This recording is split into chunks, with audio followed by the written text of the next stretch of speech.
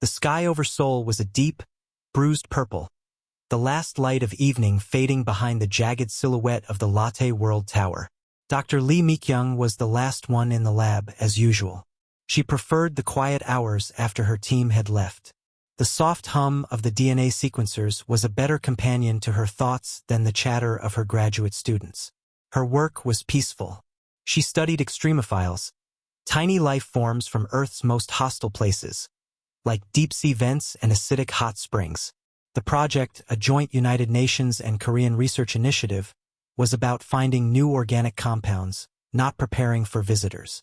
The plaque on her door read Director of Xenobiological Studies, a fancy title for someone who mostly looked at bacteria.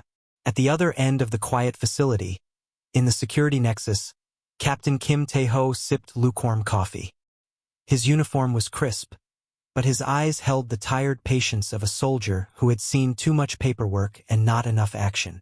Retired from the Special Forces after a knee injury, his new role as a UN liaison for the science facility was, in his own words, watching grass grow, but with better security clearance. He monitored the silent feeds from cameras showing empty corridors and dark labs. The first sign was not a sound, but a silence. Every piece of electronics in the building, the sequencers, the lights, the climate control, Taeho's bank of monitors, emitted a soft ping and shut down. The backup generators failed to engage. In the sudden, absolute dark, Mi-kyung froze, one hand resting on her now-dead microscope. Tae-ho was on his feet instantly, the pain in his knee forgotten. He pulled a tactical flashlight from his belt, its beam cutting through the inky blackness of the security office. Power failure. System-wide. He muttered to himself, reaching for his secure radio. It was dead static. Outside the wide, reinforced windows of Mi-kyung's lab, a new light bloomed. It was a gentle, silver-blue radiance that fell across her work tables and cast long, strange shadows. She moved to the window, her heart hammering against her ribs. It hung there, silent and massive, blocking out the stars. It was not like any ship from the movies. It was smooth and organic in shape like a polished seed, but vast, easily the size of a city block. It made no noise. It just was. Before she could process the sight, the main door to her lab hissed open. Impossible without power, and Tae-ho stood there, his flashlight beam landing on her face. "Doctor, you see it too." His voice was tight, controlled. She could only nod. A third figure appeared in the doorway. It was Park Jae, their young but brilliant head of data systems. He held a dead tablet in his hands, looking from the ship to them.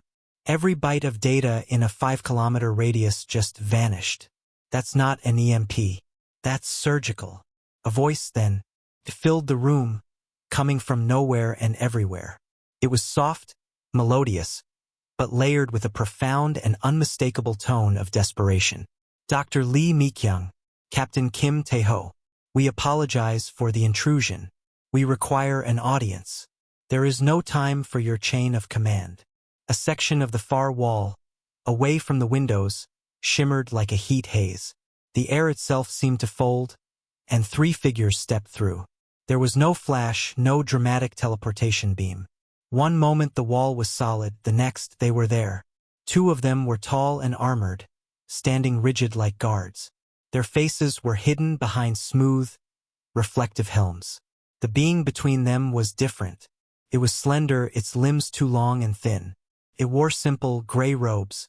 Its skin was pale, almost translucent, showing a faint mapping of delicate veins beneath. Its large, dark eyes held no malice, only a deep, weary fear. It looked fragile, like a sapling in a storm. Tae-ho moved, placing himself slightly between the visitors and Mi-kyung. His hand rested on the empty holster at his hip. Protocol forbade live arms in the lab wing. "Who are you?" he asked, his voice flat. "I am Elian," the being said, its mouth moving out of sync with the translated words that echoed in their minds. "I speak for the Galactic Concord, a coalition of 12 species. We were, a peaceful alliance."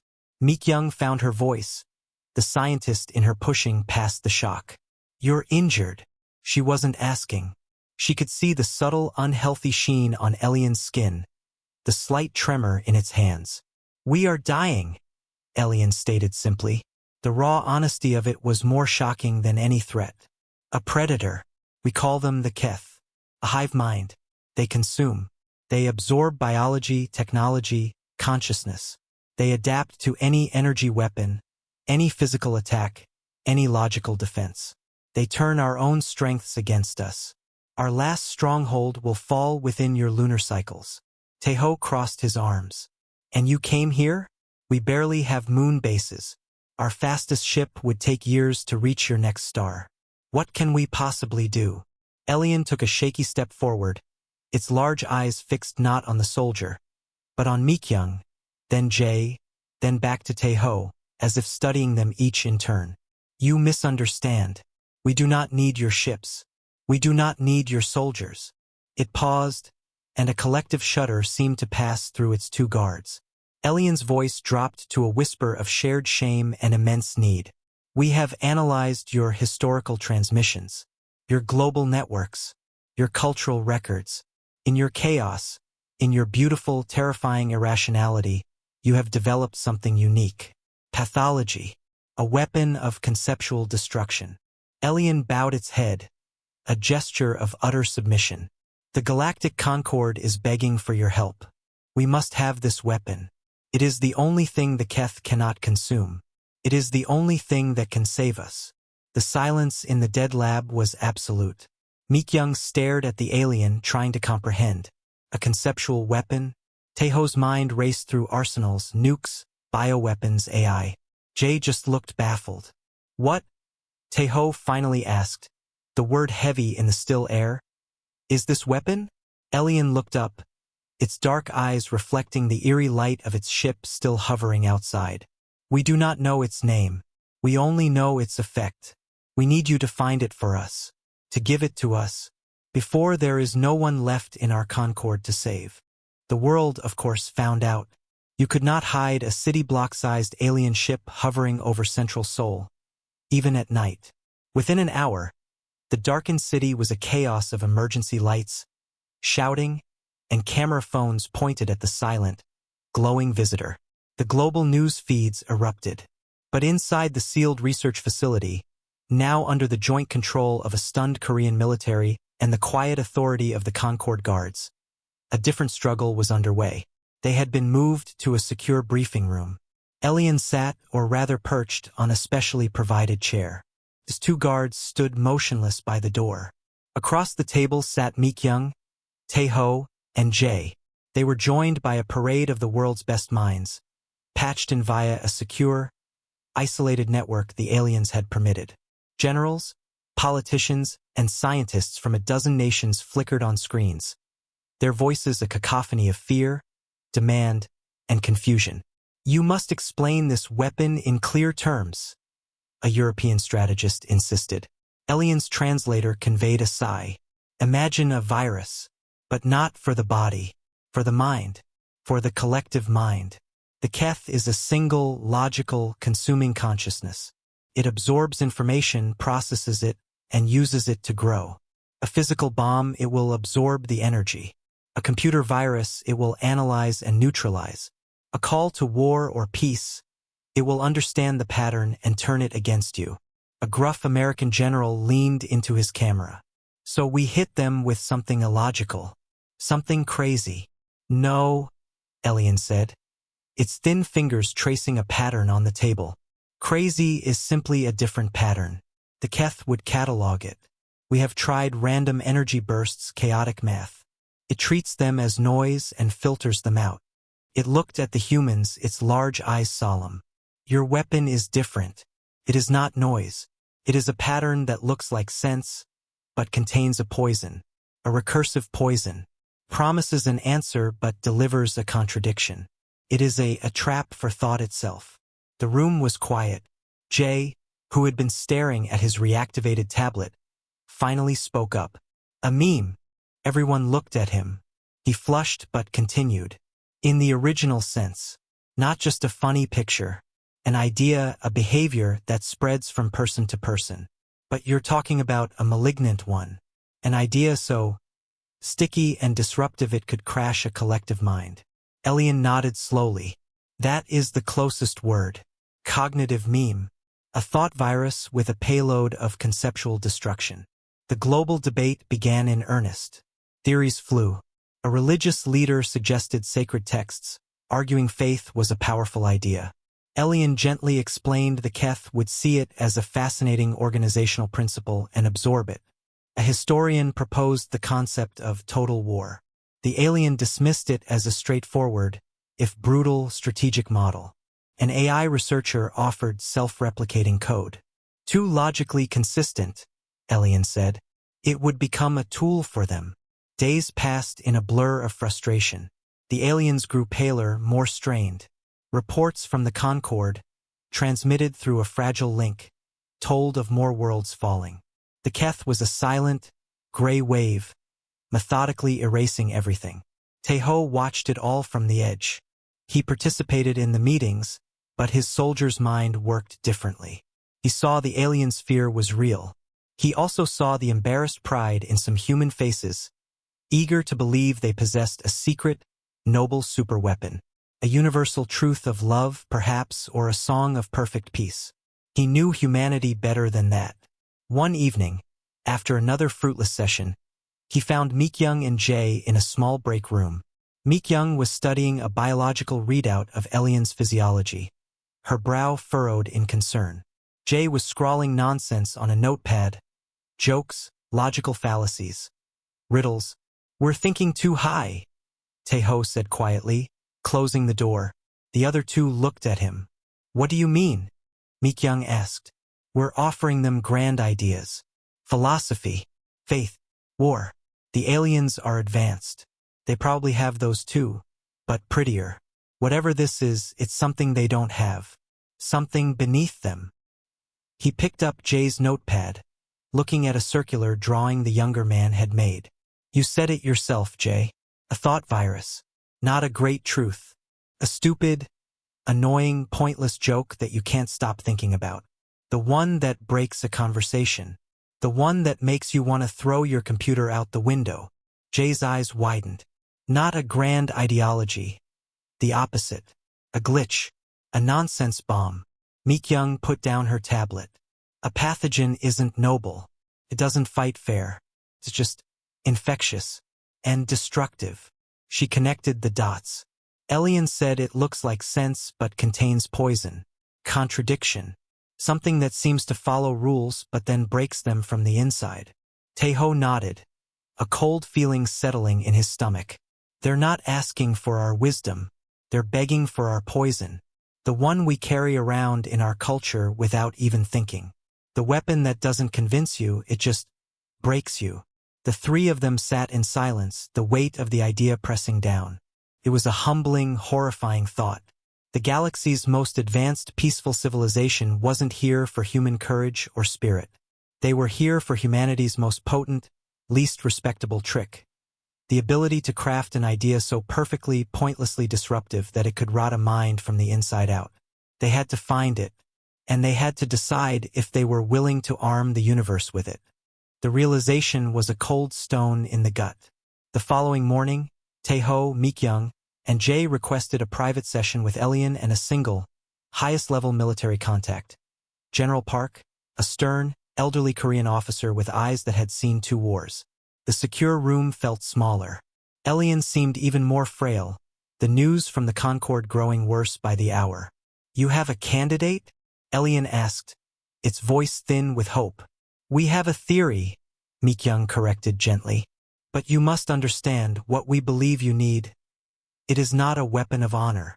Honor is a luxury the dead do not have, Elian replied.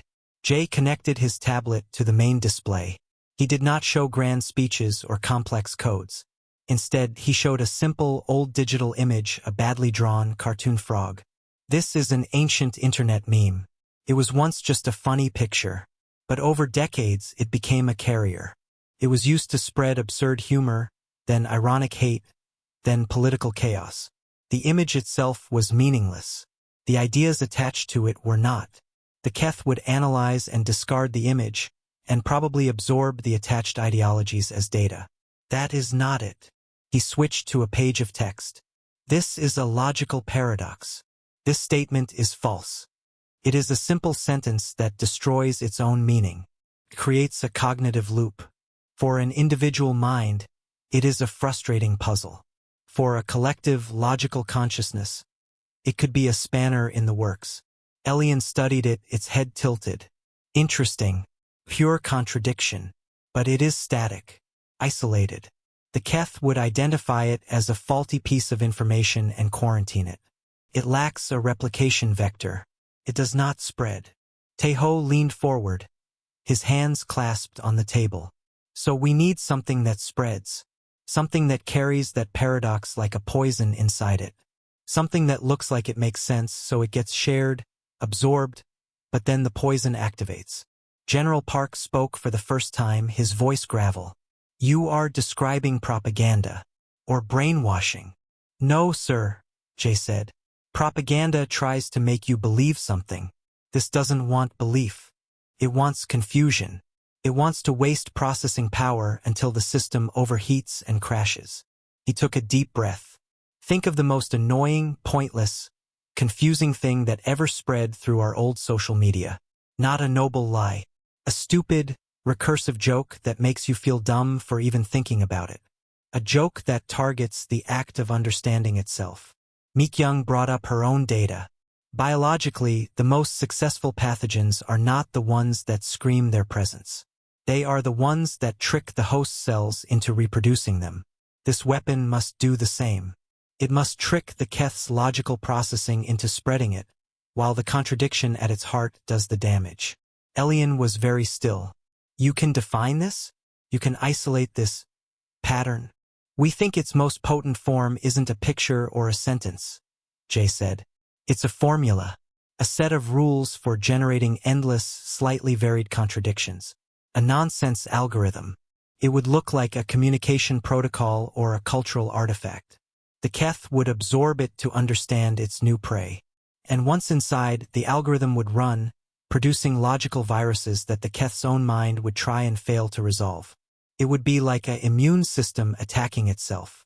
The room was silent. General Park looked deeply uncomfortable. And we have this? As a weapon. We have pieces, Teho said flatly. We have a culture full of ironic nonsense, recursive humor, and anti-logic. We have computer viruses designed to confuse. We have centuries of philosophers pointing out the flaws in reason. But we've never weaponized it. We've never had to. Elian stood up, its movements slow. It walked to the display, staring at the paradox. This is it, it whispered, not to them but to itself. The horror we sensed in your transmissions. Not the violence. The conceptual chaos. The joyful absurdity. To us, order is survival. To you, chaos is creativity. Or entertainment. It turned to them, its dark eyes wide with a kind of terrified awe. You can package futility. You can make a song out of silence. This is what the Keth cannot digest. It is not a threat it can fight. It is a nullity it must contemplate forever, until its own logic consumes it. The alien's certainty was chilling. They had found the answer, and it was nothing to be proud of. General Park stood. I must confer with my government. With the UN Security Council. We are being asked to approve the construction of a philosophical bomb. After he left, Elian remained, looking at the three humans. You understand the weight.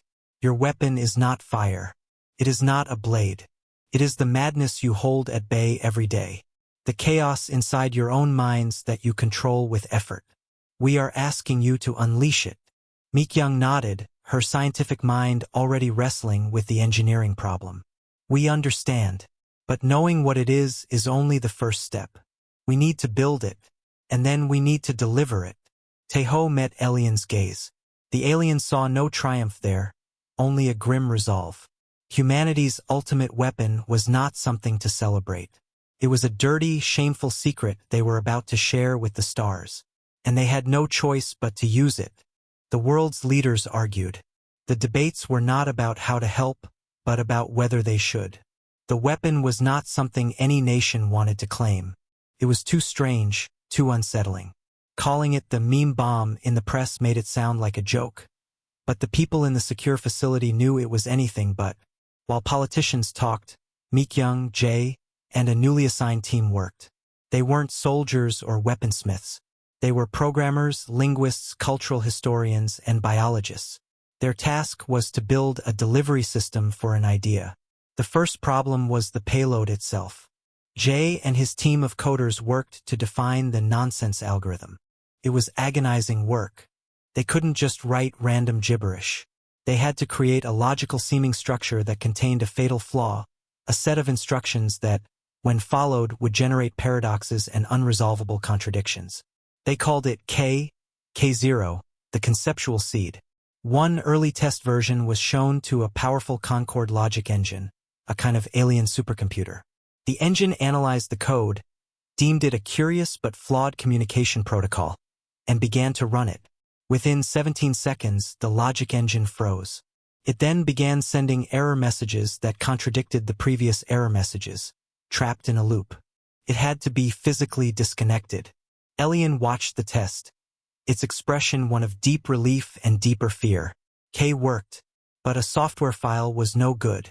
The Keth's defenses would screen digital broadcasts.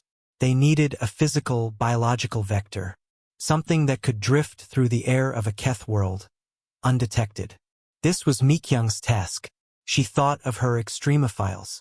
She needed a bacterium that was incredibly tough, able to survive in space and harsh atmospheres, but completely harmless to complex life.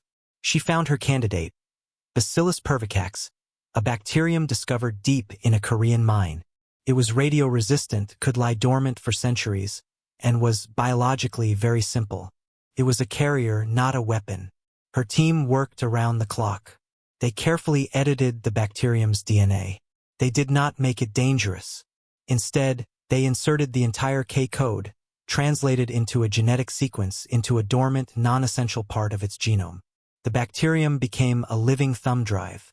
The payload was inert until activated by a specific chemical signal, a signal only the Concord ship would carry. "It's a Trojan horse," Meek-young explained to Elian and a weary-looking General Park. "The Keth will detect the bacterium. They will analyze it as a simple, foreign biological specimen. Their instinct is to absorb and understand all biomass. They will ingest it. The code, hidden in the DNA, will be read as part of the biological data. It will enter their system. Then we activate it." The final problem was delivery. The Concorde had a small, stealthy scout ship. It was designed for quiet observation, not battle. It could slip past the outer edges of the Keth Collective's awareness, which was focused on consuming planets, not on small, empty-looking objects. "The ship can get close," Elian said. "But to release the payload at the optimal atmospheric zone, it must enter the Keth's sensory range. They will detect it. They will try to absorb it. The ship will not return." A grim silence filled the room. It was a suicide mission. "Then we go with it," Taeho said. His voice was calm, final. Everyone looked at him. Meek-young's breath caught. Jay stared, wide-eyed. "We have to arm the payload," Taeho continued. "We have to be there to send the activation signal at the right moment. Your people," he said, nodding to Elian, "don't fully understand the weapon.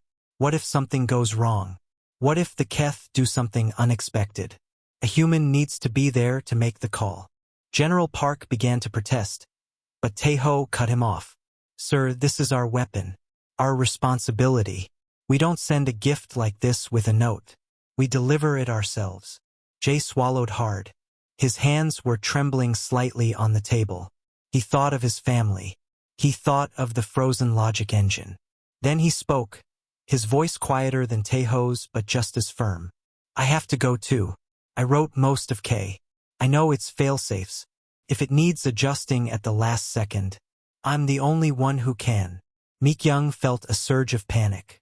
"Taeho, Jay, you can't. Someone has to," Taeho said, looking at her. "And you have to stay. You built the carrier. If something is wrong with the biological package, You're the only one who can fix it from this end. He managed a small, tired smile. You have the harder job. You have to live with what we send. The decision was made. There was no time for long goodbyes. The Keth were advancing on the last Concord refuge. Taeho and Jay spent their final hours on Earth in a preparation room with the Concord pilot, a being named Lauren who communicated through brief, translated clicks. They were shown the scout ship's controls, simple for navigation, complex for stealth. The payload, a sealed canister filled with a fine, silvery powder containing trillions of the engineered bacteria, was loaded into a dispersal chamber. As they suited up in simple, human-made pressure suits under their Concorde flight garments, Jay looked pale. I never thought I'd die delivering a bad joke, he muttered.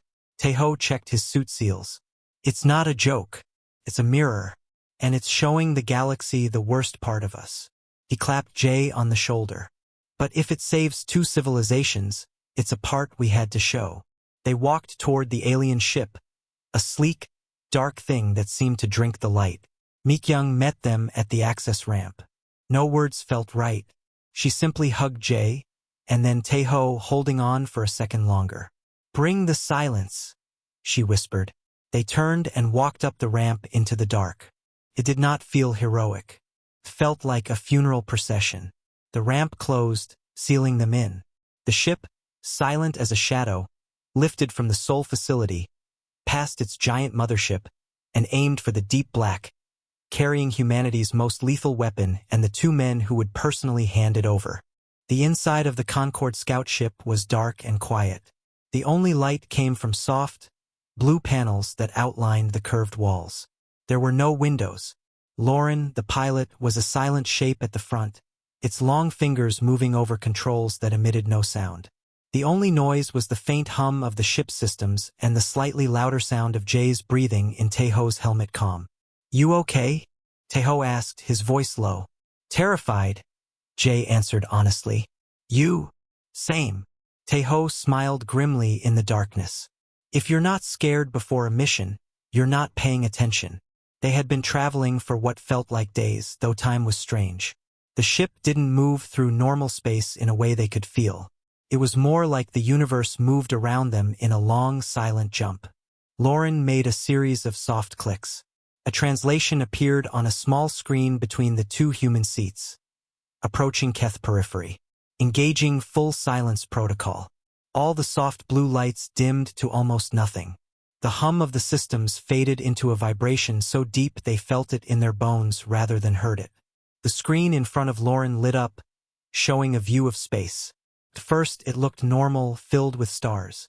Then, as the ship drifted closer, they saw it. Planet hung in the blackness. But it was wrong. It had no color. No blue of water, no green of life, no white of clouds. It was a uniform, dull gray. The surface seemed to move slowly, like a thick liquid, but it also had sharp, geometric shapes. Spires and pits that looked grown, not built. Tendrils of the same gray material extended into space, connecting to dead-looking moons and capturing asteroids, pulling them down to the surface to be consumed.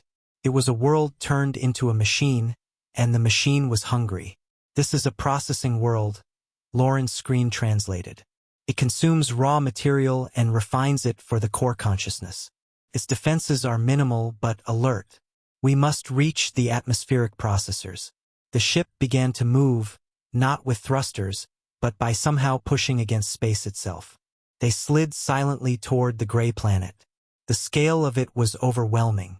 As they got closer, they could see the surface was a churning mass of what looked like half-melted metal and rock, all moving with a terrible, purposeful slowness. Jay stared, mesmerized and sickened. It's so efficient. There's no waste, no art, just consumption. Taeho watched the tactical display. Blips of energy, like slow pulses, moved across the planet's surface and along the space tendrils. They were like a heartbeat. It's alive, he murmured. And it's working. Their ship was a speck of dust drifting toward a roaring engine. For a long, tense hour, nothing happened. They slipped into the thin exosphere. The gray landscape filled the entire view. Then, a pulse on the display turned red. A thin, gray tendril, like a route from the planet below, shifted its course. It was subtle, but it was now pointing toward them. Detected, Lauren clicked. Pattern not recognized. Cautious analysis initiated. Time is short. They see us, Jay said, his voice tight. They're trying to figure out what we are, Taeho said. A new kind of asteroid? A piece of debris? Give the dispersal order. Now. Lauren's hands flew. A panel on the ship's belly irised open. There was no sound, but a canister was released. It fell away toward the churning gray planet. On the screen, they watched it tumble, a tiny silver dot against the vast gray. Payload deployed, awaiting optimal dispersion altitude. They watched the canister fall. A different tendril, this one from the surface, rose up to meet it. It was not an attack. It was an inquiry. The tendril gently enveloped the canister, absorbing it, pulling it down into the roiling mass to be studied. It took the bait, Jay whispered.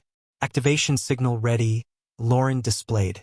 Taeho looked at Jay, who gave a sharp nod. Taeho turned to the console. There was a simple, physical switch under a clear cover, installed by the Concorde at their request. A human failsafe. Taeho flipped the cover up. He paused for 1 second, thinking of Mikyung back on Earth, of the green hills of Korea, of everything this gray world was not. Try dividing by 0, he said, and threw the switch. A single, silent command pulsed from their ship toward the planet below. It was the chemical trigger, the signal to awaken the payload hidden in the DNA of 1 trillion sleeping bacteria now deep inside the Keth's own body. For a moment, nothing. Then the ship shuddered. The tendril that had been observing them suddenly lashed out. It was no longer curious. It was alarmed.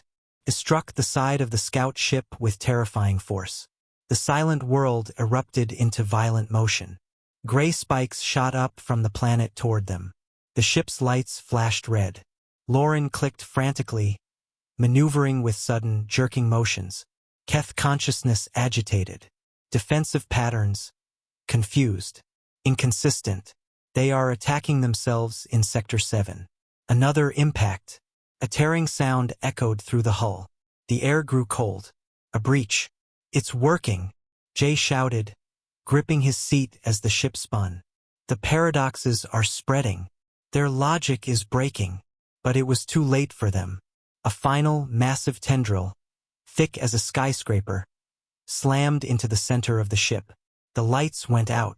The last thing Taeho saw on the flickering screen was the view of the gray planet. For a fraction of a second, a patch of the perfect, churning surface seemed to stutter, like a broken video, forming a strange, nonsensical pattern before going dark. Then there was only the cold, the dark, and the sound of tearing metal.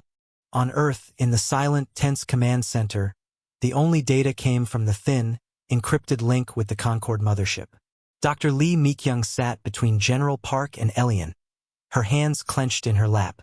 The large central screen showed a schematic of the Keth processing world and the tiny, blinking dot of the scout ship.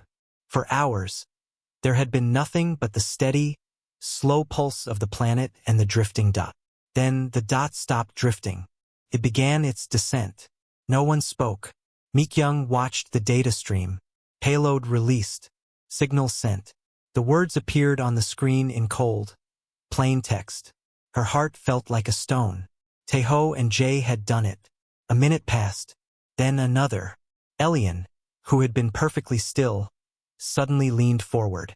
The Concorde observers at the system's edge are reporting anomalous readings. The schematic of the Keth world flickered. The steady, rhythmic pulse that had represented its energy signatures began to stutter. The wave pattern on the screen, once smooth and predictable, became jagged. Then it split into two conflicting rhythms that fought against each other. What is happening? General Park demanded. The weapon? Elian whispered, its large eyes fixed on the chaos unfolding on the screen. It is replicating. On the schematic, a small point on the gray planet's surface, where the payload had been absorbed, turned a flashing, unstable orange. From that point, jagged lines of chaotic energy burst outwards, not in an explosion, but in a spreading web of dysfunction. It was like watching a seizure across an entire world. The Keth consciousness is attempting to resolve the paradoxes, Elian said, its voice filled with awe and horror. It is applying its vast logic to a problem with no solution. It is looping. The main viewer switched from the schematic to a long-range visual feed from the Concord observers. The gray planet no longer looked like a perfectly efficient machine. Patches of the surface were darkening, going inert. Other patches spasmed, throwing up geysers of meaningless debris. The geometric structures began to twist into impossible, nonsensical shapes. Two of the great space tendrils, which had been methodically pulling in an asteroid, suddenly stopped. Then, they turned and began to slowly, clumsily, attack each other, grinding their forms together in a shower of gray fragments. "It is not fighting an enemy," Elian said, mesmerized. "It is fighting its own instructions. The core command to understand and absorb has been poisoned. It is trying to absorb a command that says, 'Do not absorb this.' Its systems are canceling each other out." Mikyung watched, her scientific mind grappling with the scale of the destruction. This was not a physical bomb. It was a cognitive collapse. The Keth was dying not from wounds, but from a form of intellectual insanity. The feed zoomed in on one region. A vast, flat processing plane was rippling like a disturbed pond. Structures that were once orderly began to rearrange into symbols that made no sense, repeating broken patterns that served no purpose. It was a world having a catastrophic systems failure. "The scout ship signal?" Mikyung asked, her voice barely audible. A technician shook his head. "Lost after the activation signal was confirmed." She closed her eyes for a second, pushing the personal grief away. She had to see this through. For hours, the degradation continued. The chaotic orange web on the schematic spread until it engulfed the entire planet. The visual feed showed the world slowing down. The churning stopped. The gray material hardened in awkward, half-formed shapes. The space tendrils went limp, floating uselessly. The pulse of the planet, the heartbeat of the Keth collective in that sector, flattened into a silent, dead line. A final, bizarre event occurred. A massive, continent-sized section of the surface rearranged itself one last time. The material formed a vast, pixelated pattern. To the human observers, it looked eerily, dreadfully familiar. A crude, planetary-sized rendering of the ancient, cartoonish frog meme Jay had once used as an example. It hung there for a few minutes, a monument to absurdity, before crumbling into static and dust.